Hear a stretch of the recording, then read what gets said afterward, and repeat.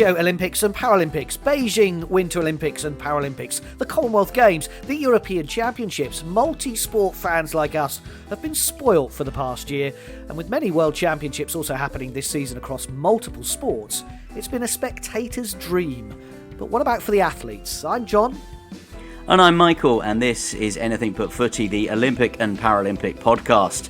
And in this episode, we review the second staging of the European Championships, this time being staged in Munich, days after the curtain came down on a brilliant Birmingham Commonwealth Games. And we'll be asking this question: is it a Games too far, on and off the field of play? We'll say goodbye to an Olympic legend, ending on a high.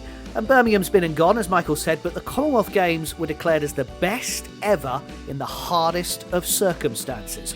We'll review what is next for Birmingham as a city.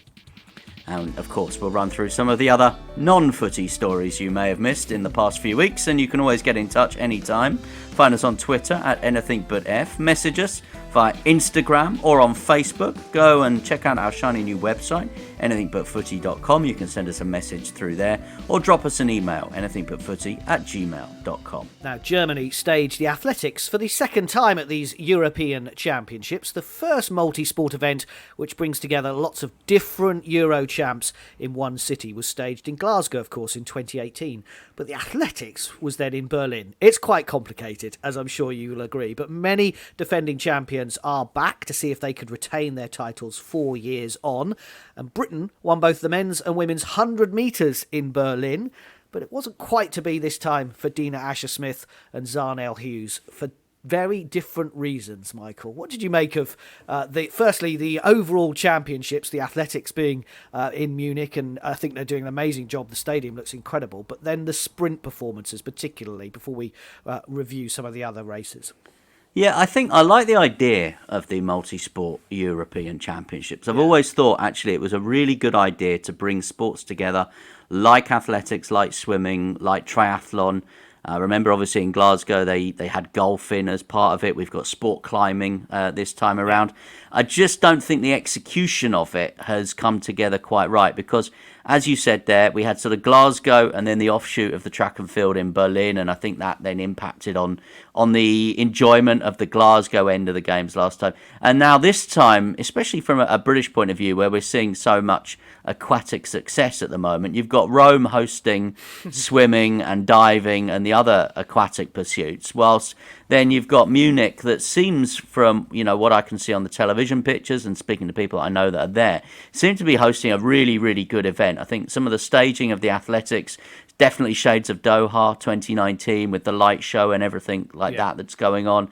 They've got that great park, some iconic venues, but I think just not having it all together just detracts from it a little bit, and it just makes it a little bit difficult to follow at times. And I'm thinking about for the broadcasters here, because I know the BBC are doing it from Salford, and that's probably a cost decision, but they're kind of having to go back and forward between what's going on in Rome, what's going on in Munich, and they're not quite getting it right. And when you consider that that's the way most people are consuming these championships, it just hasn't quite come together as I think it could, in the same way that an Olympic Games and a Commonwealth Games does, when one region, one city hosts, 90-95% of the events. Yeah, and we've seen rowing, which we'll talk about, and cycling as well, and these events have been shown, and they look great, and some great performances once again from the British stars. But as you say, it hasn't quite... It's just confusing. I don't think people have quite got it, and I'm not sure, as you say, the broadcasters have quite put it over in the right way as well. Talking of not quite getting it right, Dina Smith and Darryll Hughes.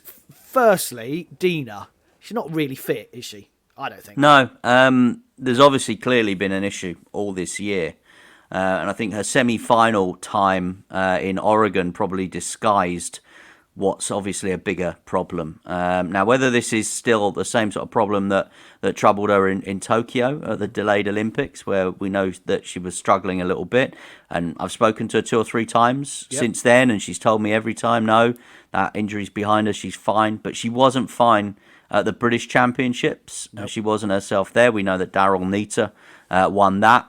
She obviously clearly, wasn't fine to go to Birmingham after the World Championships, where again she had some issues.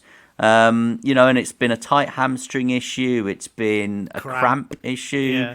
I mean, this was a huge season where perhaps, she could have, had she been fit, she could have eclipsed what she did in 2019, but it just hasn't happened for Dina Asher-Smith. And in her absence, I think we have to say congratulations to Daryll Nita, who has turned up to the 3 championships, didn't reach the final, I know that, in Oregon, but then has medals now at the Commonwealth Games and at the European Championships as well. So, yeah, it's a struggle for me with Dina Asher-Smith, and I just can't quite put my finger on what's wrong at the minute. But something doesn't seem right, does it? It doesn't, and it may be the crazy packed schedule that this summer season has brought, and I listed all of those things. You think the last 12 months, you mentioned Tokyo, it's such a hard thing to shake an injury off, isn't it?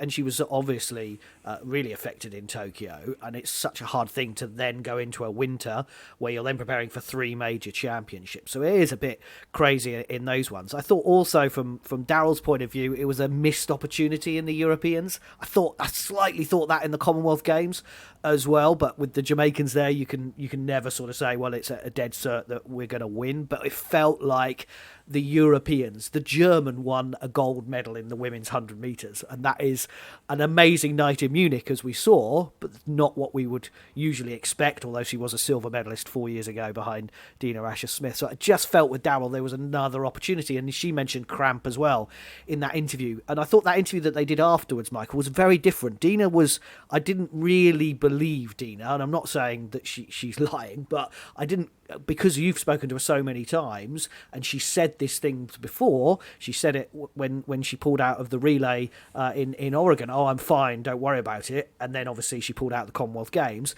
So to come out after the race and say I'm absolutely fine, but I don't know why I've got cramp, I don't get that. And I think you have to look at what's going on there behind the scenes. But then Daryll to mention cramp as well, but she was totally different. She was like, look, I'm not making an excuse here.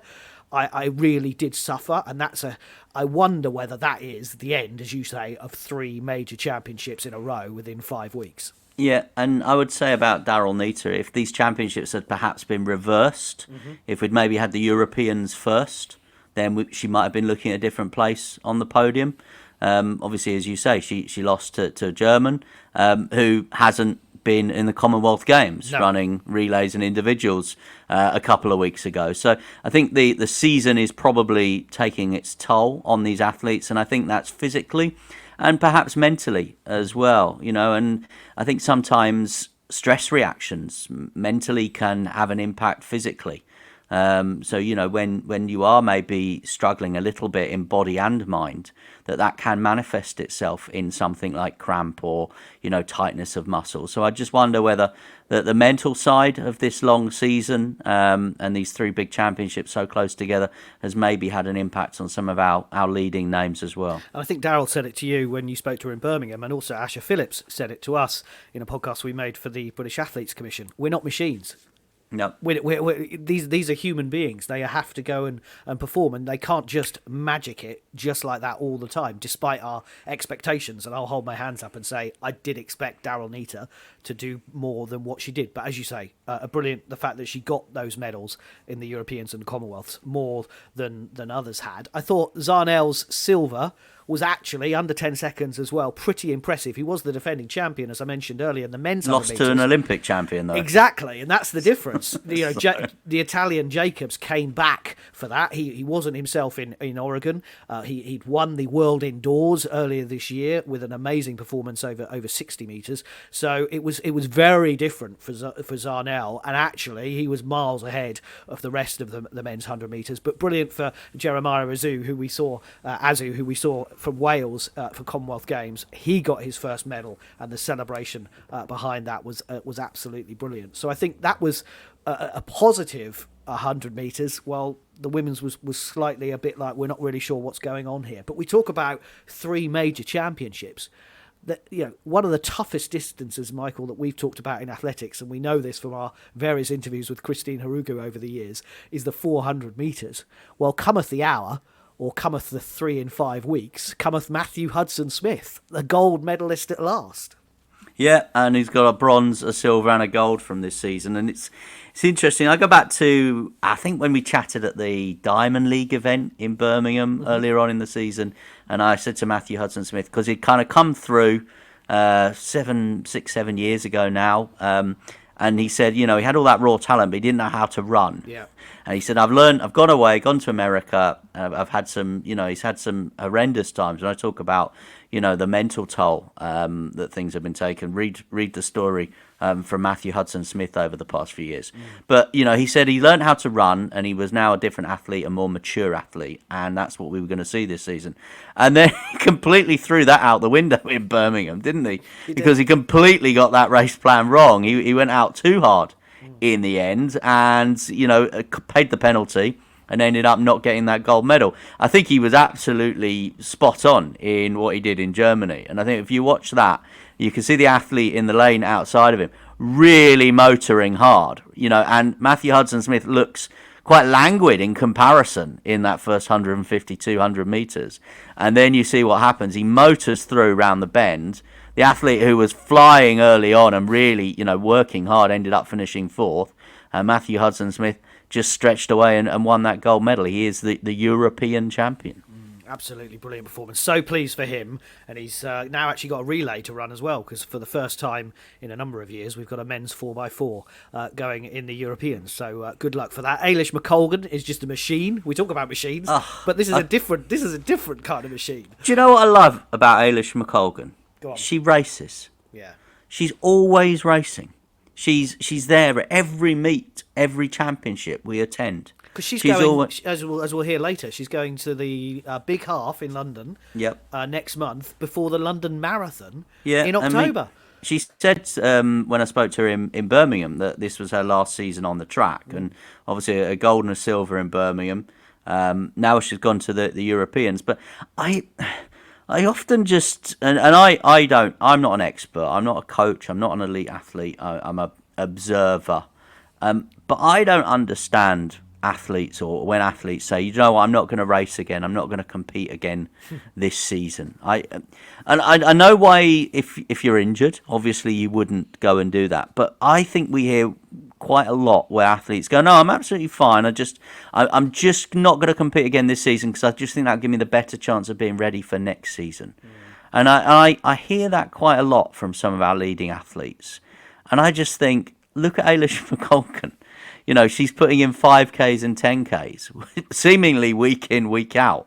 And she's out there and she's competing and she's learning with every race. And I think that's what then propelled her to that gold medal in Birmingham at the Commonwealth Games. And she clearly just wants to be out there because you don't get a long time, and you certainly, as an elite athlete, don't get many attempts at major championships, do you? So, for people to, and there are one or two examples of people that have said sort of early part of this season, I'm not going to do the Commonwealth Games and the Europeans this year because my focus is all on Budapest and the Worlds next year.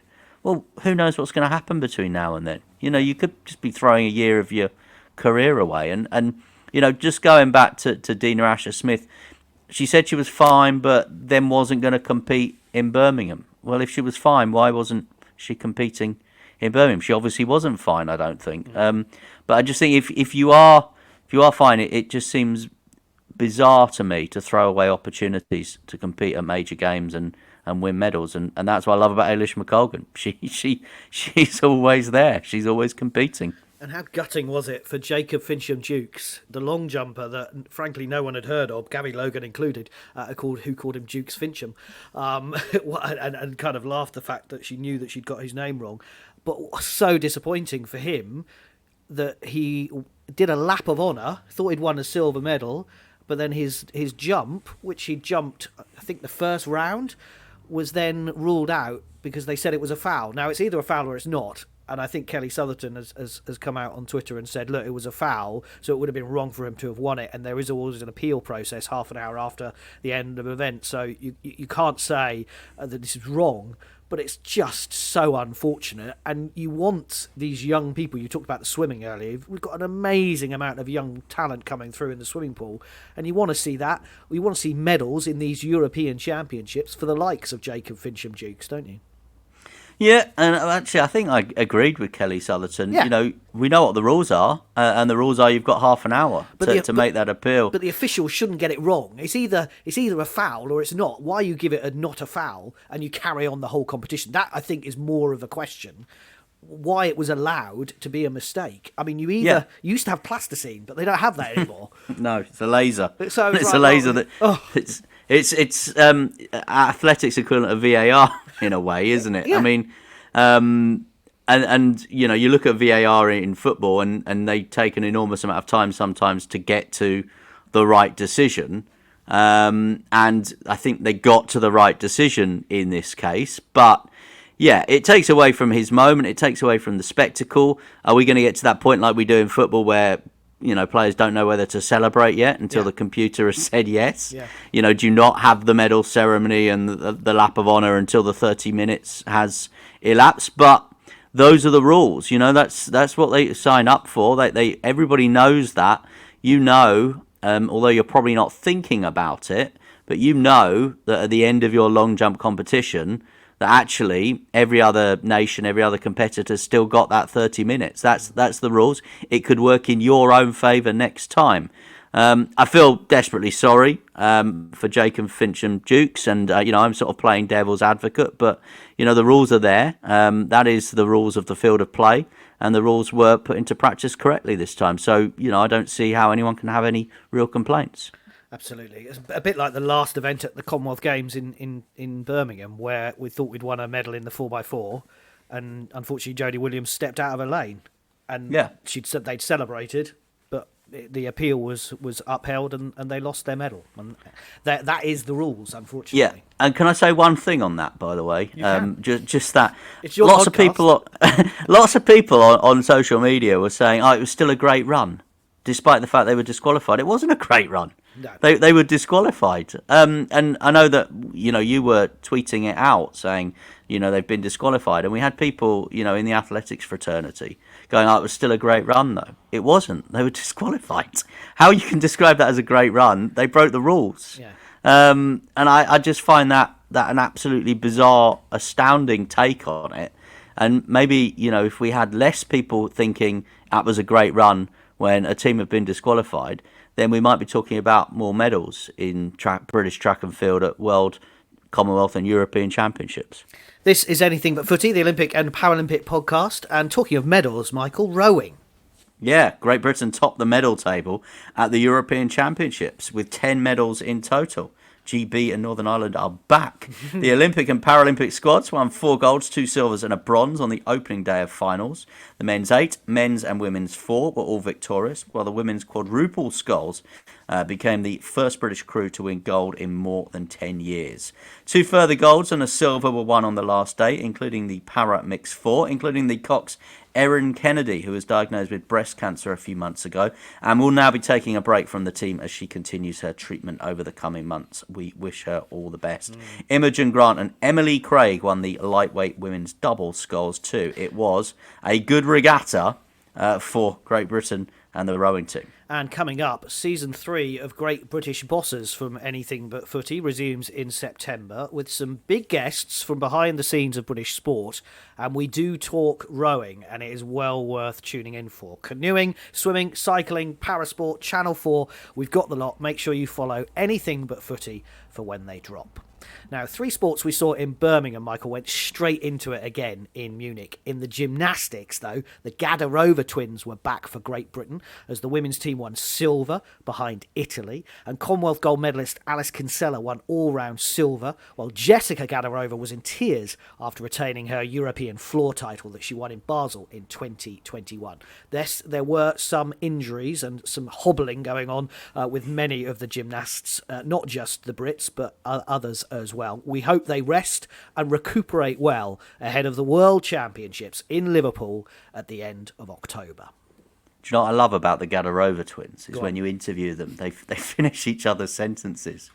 You don't really actually need to throw a question at them. You can just sort of say hi, and they just go. And the two of them, and they just give you everything you need without any prompting. And they're absolutely brilliant. And as you say, Liverpool's going to be a big date towards the end of the year. It's going to be a big event, that World Gymnastics. And I think for all the gymnasts that we've seen over recent weeks in the Europeans and the Commonwealths, I think there's just a little bit of rehabbing and prehabbing and conditioning that needs to be done over the next few months.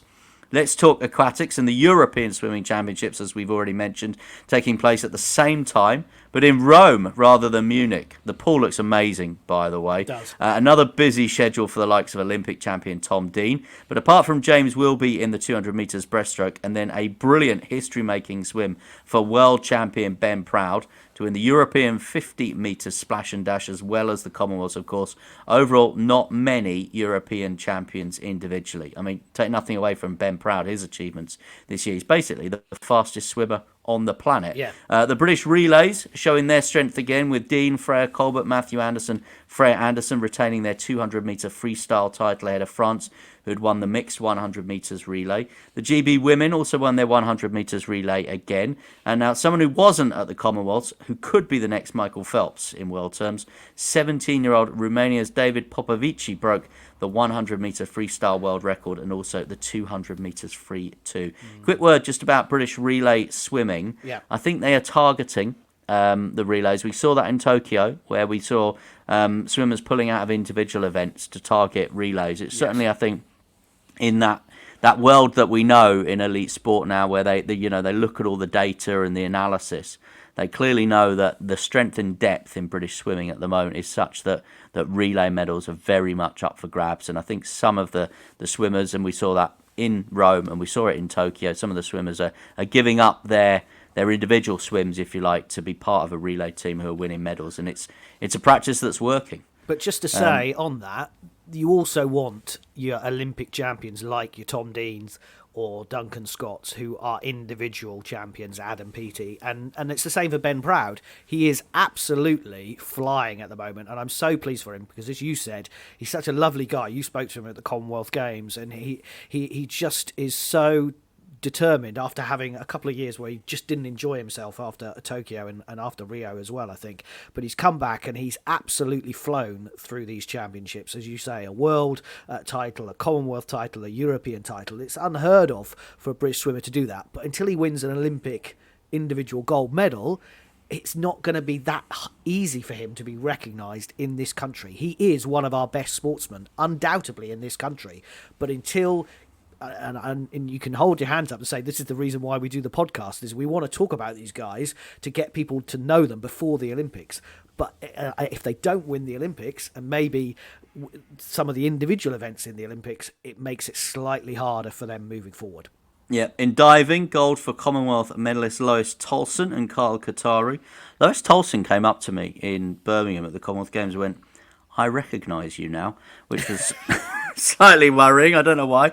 It was only their second competition together in the mixed 10-metre synchro final, and Andrea Spendolini-Siriex may be the next star of the diving world. She's just 17 years of age, European and Commonwealth champion this summer in the 10-metre platform. And she's got a famous dad as well. And there were silvers. Dad's got a famous daughter, is what I would be saying now.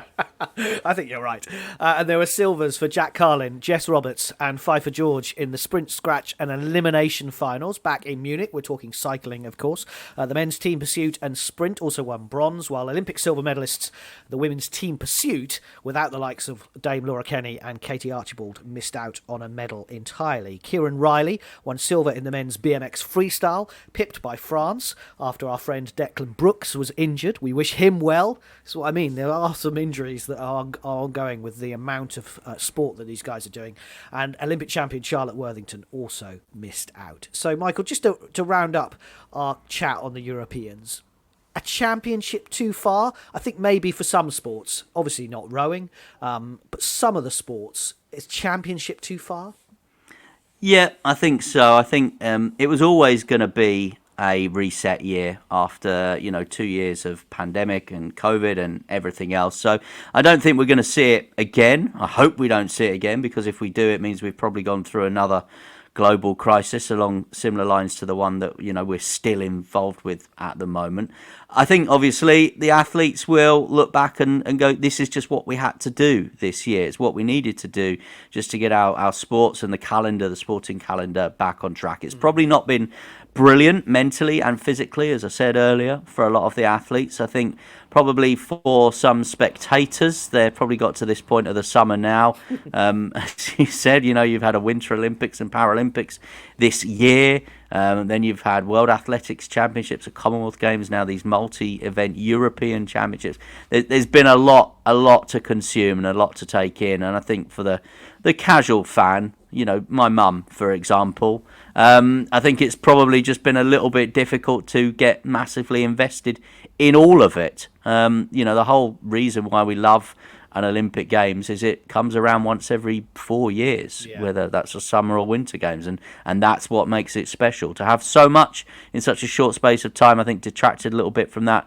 But it was something we needed to do. We've all had to do things differently. We've all had to learn to do different things. We've all had to make sacrifices with what's gone on in the world over the last 2.5 years. And this is sport, having its own reset moment. Absolutely. I'll tell you what as well, talking of the Olympics, I have noticed at these European Championships how France are really coming through in events where you don't normally talk about France. So triathlon and cycling, I've really noticed how they are getting into the medals. Is there something like Paris 2024 coming along or something?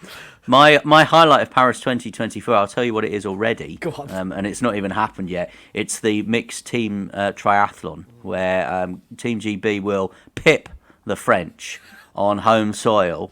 With a team that I couldn't guess yet what the GB team will be, because there's so many great triathletes that will be in contention for those places. I'd imagine Alex Yee would be involved, and probably Georgia Taylor-Brown, but who knows what the Team GB triathletes will be. But they will pip the French in Paris at the Olympics, and that will be my highlight of the Games. We're going to make a note of that. Thursday, the 18th of August, 2022. This is Anything But Footy, still to come. Our latest non-footy sports news. And what's next for Birmingham? And we're also wondering what's next for Eve Muirhead, who's announced her retirement from curling as Olympic, World and European champion. I'll tell you what she has been doing, which I was listening to. She's been commentating on golf on the radio. She was part of the BBC coverage at the Open, which seemed like a bit of a left field choice. But, I listened to quite a lot of what she's doing. So maybe broadcasting, and not just broadcasting on curling, is the future for Eve Muirhead in curling. With the Milan 2026 cycle about to start in earnest, the skip of the Team GB women's curling team, who grabbed gold on the final weekend of the Games earlier this year, that was Britain's only gold of the Games, revealed she wanted to finish on a high and at the top. Well, she did. The four-time Olympian, who, remember, also helped to carry the flag into the stadium in Beijing, said, "It's been the hardest decision of my life, and I took plenty of time to make it." We'll see you on a fairway or, a curling rink soon, I'm sure, Eve. Yeah, or a mix zone or a bench where we all sit and wait for interviews. Now, we started this as our Brums the Word season. Will continue for Anything But Footy, I think. In other non-footy news from the Games, Mallory Franklin added World Championship bronze to her Olympic silver from a year ago in the women's C1 final at the Canoe Slalom World Championships at the historic Augsburg Olympic course in Germany. Earlier in the week, Franklin, Kimberly Woods and Sophie Ogilvie also won bronze in the C1 team event, while the men's K1 team, that's kayaking of course, Bradley Forbes Cryans, Joe Clark and Chris Bowers secured a superb silver, and that's the first time since 2018 that the men's team have been on the podium in that event. UK Athletics has confirmed world-class track and field will return to the London Stadium for the first time in 4 years for the London Diamond League next July. The world's best athletes and para-athletes will be in action on Sunday, the 23rd of July, 2023. Organisers are promising that it will be bigger and better than before, and importantly, there will be a 4-day festival of athletics set to engage the local community as well in Queen Elizabeth Olympic Park. Tickets are now available. It has been confirmed, as we mentioned earlier, the Commonwealth and European Championship star Eilish McColgan will continue her build-up to her first London Marathon in October by competing in the Big Half on Sunday, September 4th, around the streets of the capital city. The full TCS Marathon takes place a month later, on Sunday, October 2nd, before reverting back to April next year. Now, also in the Big Half, Jake Smith and Andy Butchart will join Samo Farah in the elite men's race, and David Weir will be racing on the 10th anniversary of his Paralympic success in London, where, of course, he won 4 Paralympic gold medals. They've done it at Twickenham Stoop. Now it could be the Tottenham Hotspur Stadium. England Hockey, along with Hockey Wales, have revealed further information on how they would host the Hockey Men's World Cup in 2026, with a decision expected in November. The finals weekend could be held at the iconic 62,850-seat Tottenham Hotspur Stadium. That would be immense, especially if they could fill it as well. And England women's Commonwealth champions are right back in action, looking to book a place in the Euro Hockey Championships next year.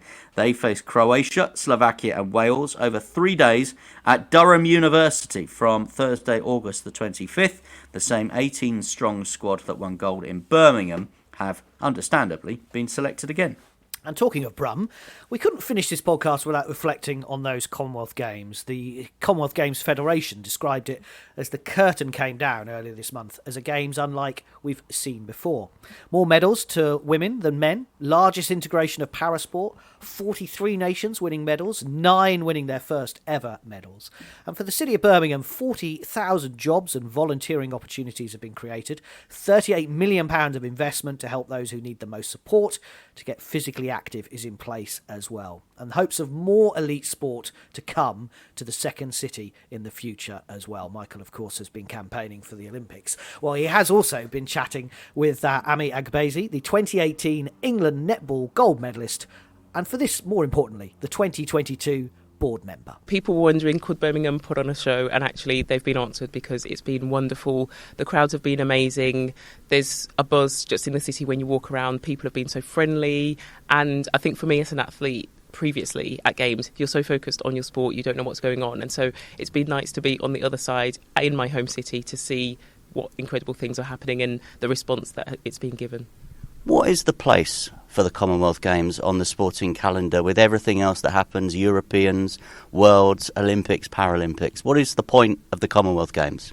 So I think it definitely has a point. It's a multi-sport event where you get to interact with other sports, not just your own same sport. And it gives a platform to a lot of, I guess, home nations. So in GB, you compete as one. At the Commonwealth Games, Wales are representing Scotland, and I know that people who represent those countries are really, really passionate and actually grateful for the opportunity to represent their specific country. But also there's 72 nations and territories, and it gives those 72 nations and territories opportunity to represent their country. I think the integration with parasport as well just means that it's just a celebration of sport, and we've had difficult parts then come together through the Commonwealth, but actually it's just a celebration that we are together now, and sport is an incredible thing, and so we're just using that as a platform to compete, to be friendly, and to basically, hopefully, move forward together.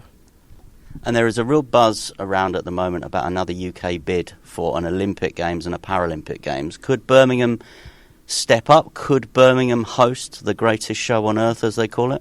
I think Birmingham's showed that they're ready now. A lot of people doubted or weren't sure, and actually now how successful the games have been, the ticket sales have been incredible, over 1.4 million tickets sold. And so actually I think we're ready for anything, whatever you want to throw at us. I think Birmingham are ready to host it. It's been a massive collaboration with the council, with the West Midlands, Andy Street, the Mayor of the West Midlands.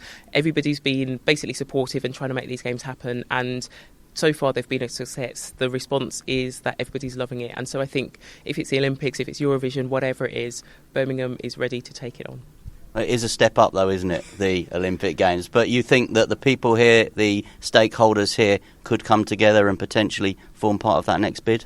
Yeah, it is definitely a step up, but I think we've embraced the Commonwealth Games and we've had the practice now. So typically Birmingham hasn't really been known for very much, and people were concerned whether we'd be able to put on a good show, and actually I think we've surpassed people's expectations, and so I think we're ready to step up to the next level. Amar Akbazi also campaigning for a Birmingham Olympic bid there. I thought it was just you. Well, no, it's Amar and I at the moment. I think we're leading the charge, and it's interesting that they're looking Germany now as we record are talking seriously about possibly going for an Olympics again, having last held it the Summer Games in 1972, of course, in Munich, and now hosting the European Championships. They are looking at an Olympic bid. They haven't had a great track record in putting forward Olympic bids. I think they've been 6 or 7 that haven't really got off the starting blocks for Germany. Winter and summer games because, of local protests and local opposition for various reasons. One, there's no kind of taxable benefits for the country because the IOC won't pay tax in the country that a games is held in on their profits. Right. That's an issue in Germany. I think obviously sustainability and environmental concerns have been raised in Germany, plus just the cost and the disruption of hosting an Olympic Games. But it seems to me there is an appetite again for a German bid. A tongue-in-cheek appetite for Birmingham to go for it. Before Birmingham, I'd just say this. I would have said that would probably be the last Commonwealth Games of its type. One like that held predominantly in one city in, fairly, close geographical terms. I know we had the track cycling in London, but, I thought before Birmingham, I couldn't see a city stepping up in the same way. And certainly, the next games in Victoria in 2026 are going to be much more of a regional games. There'll be a lot longer distances to travel. But now, having been in Birmingham and seen the success, I do wonder whether some other Commonwealth cities might now look at what they did in Birmingham and think, actually, no, they could do it. And I think New Zealand, Canada, those types of countries, the cities in those countries, should now be looking at stepping up. It's flip-flop between, the UK and Australia, as we know.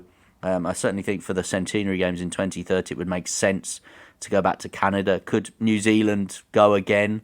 We've seen, obviously, Kuala Lumpur host, Delhi hosted a troubled Games. But, has Birmingham just put the Commonwealth Games on the map again a little bit?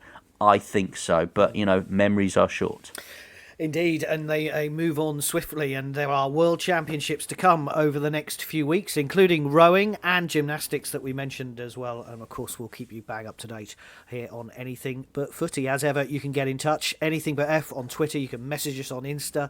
We still need to do TikTok, Michael. We're going to have to add that to my job list over the next few weeks. And check out our brand spanking new website as well, anythingbutfooty.com. Michael, thank you. It's been a pleasure this summer. Enjoy a few days of relaxation and maybe the odd beer. Yeah, maybe the odd beer. And I'm off to go and nobble the French triathlon team ahead of Paris 2024.